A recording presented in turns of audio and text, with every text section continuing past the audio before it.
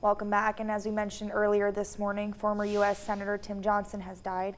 And we are joined in studio by Brian Allen with more on former U.S. Senator Tim Johnson. Now, Brian, you've covered Senator Johnson for years, both in State House and in Congress. What do you remember about him? What a political pedigree. Let's start there. He served in the South Dakota House from 1979 to 1987. And then from there, he went on to serve for a solid decade, 10 years, in the United States House of Representatives. And then in 1996, he took on sitting Republican incumbent Senator Larry Pressler and defeated him, and remained a United States Senator until 2015 when he decided to step away from the post. And then that, of course, is what allowed former Governor Mike Rounds to seek re-election and win that seat, which he still holds today. Wow, so very long career, here. More than 35 years. Wow. Of serving South Dakota in some capacity. And when you talk about Senator Johnson, you talk about, well, what was important to him? Obviously, farm state politics and economics was important to him, but he wasn't a guy that just paid it lip service. He was on the front lines trying to do whatever he could to make sure that the farmers here had what they needed. And just the energy that this man had, Bailey. In the early 2000s, I spent one day with him, okay, one day.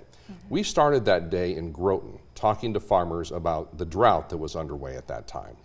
Then we got on an airplane and we went to Fort Pierre and we went to the livestock exchange there to talk about market prices for livestock. And then we got on the airplane again and went to Rapid City because he wanted to talk about and see firsthand some wildfire conditions that were happening in the Black Hills. He did all of this in one day, and he would just balance these things like it was no big deal, because to him it wasn't. He was just such a student of the process and such a student of the issues that he knew exactly what he was talking about every time he walked into a situation. Wow, so hands-on too. Very hands-on, very hands-on. He would be the guy, I think if you talk to politicians, they'll tell you they don't necessarily relish the campaigning process. And I'm not sure that he did either, but boy, he made it look easy. He would walk into a grocery store and shake everybody's hand, and there was nothing awkward about it, and he would ask them, what's important to you? What is your family facing right now? What can I do in Washington to try to make this better? And again, it wasn't just lip service. He genuinely wanted to know. Yeah. What were some of those things he championed in office? Farm policy.